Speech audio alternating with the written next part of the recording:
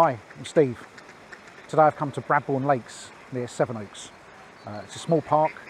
There's not a lot of parking here and there's no toilets or anything, but it's one of those that you'd describe as a little hidden gem. There's a set of lakes here and some paths to walk around. Let's take an explore and see what we can find. Let's tell you a little bit about Bradbourne Lakes whilst I'm walking around. It's created by one of the previous landowner here between 1740 and 1761, a guy named Henry Bosville. These lakes were originally part of the grounds of a big manor house that he had. Obviously that's long gone and there's new houses built on the point of his house now. But he's left behind this legacy. There's 5 lakes. They're interconnected with sluices and waterfalls. And apparently there's a ragstone waterfall which still survives. So I'm going to see if we can see that today. These lakes span over about 1/4 of a mile. And it's nice. There's well-made paths linking the lakes and you can have a walk around. So it's quite pretty. It's nice for a little 5-minute getaway. Let's have a look. I'll show you. You can see one of these sluices here.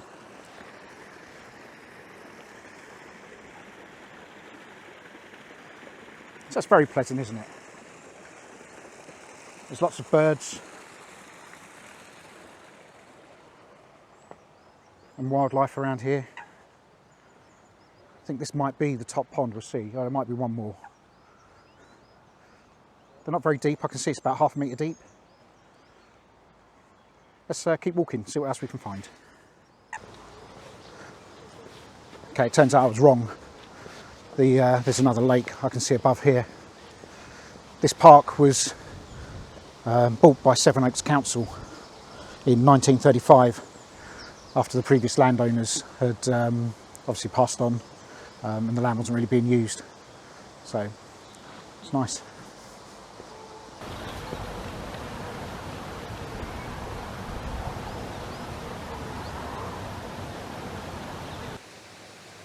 Okay, I think I might have found that old sluice, that ragstone sluice that I mentioned earlier.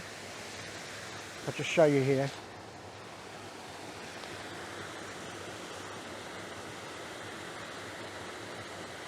I think there's some more modern bolt-ons been made since then, but this could well be that ragstone sluice back from when these lakes were created in, say, 1740, 1761. Pretty though, isn't it?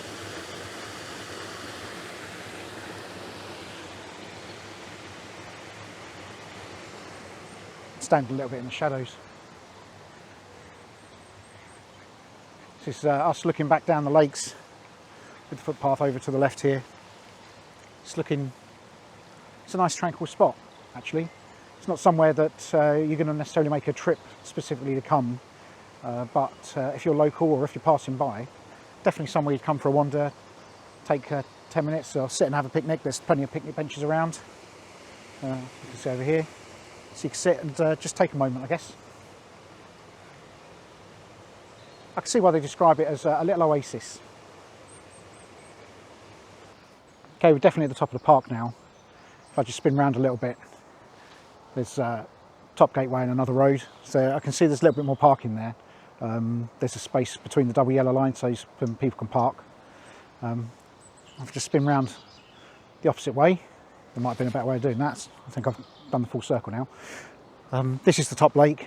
You can see there's some houses just on the boundary of this park, so they get a really nice view in the summertime. My photos I'm taking today aren't going to be that great.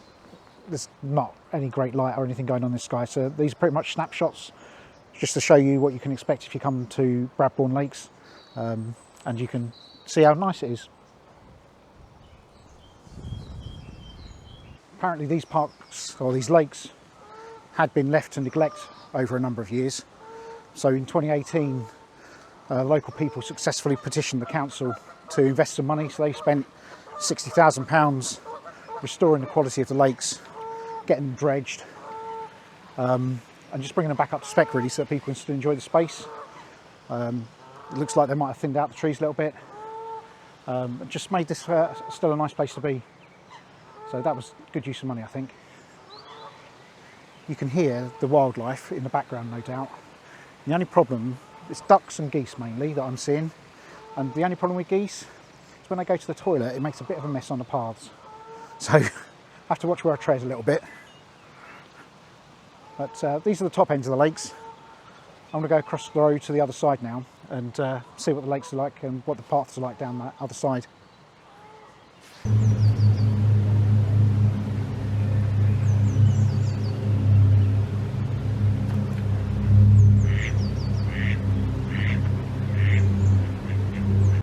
This is a park of two halves, split by the road.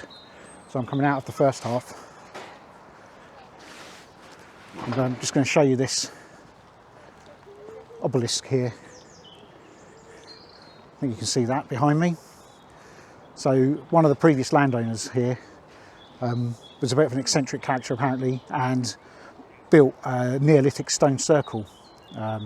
He hoped it kept the locals out, spooked the locals. So it's quite big.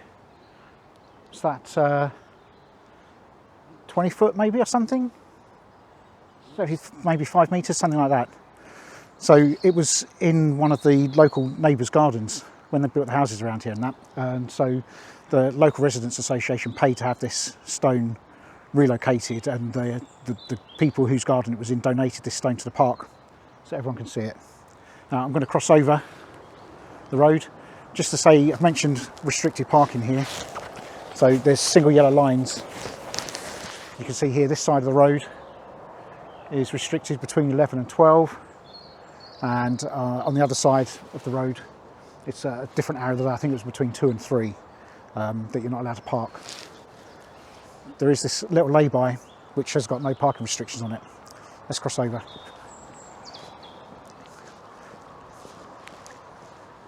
So here we are. Let's have a quick look over the wall. Sneak peek. This is the second half of the park. Let's wander through, see what we got.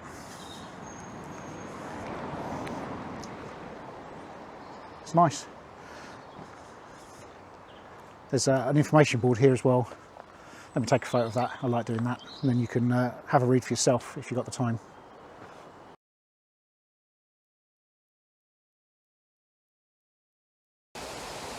Okay, here I am right at the other end of the park now. You can see this is probably one of the biggest lakes out of the set of 5. But there's less going on down this end of the park. You can see these people here got their gardens back on, lucky. And somebody's built a little summer house so they can sit and watch over the lake. There seems to be more going on at the top end, and definitely the birds think so. There's less wildlife down this end. Maybe that's because of the proximity to the road. I just spin around here, just through the trees there. You can just see the cars going by.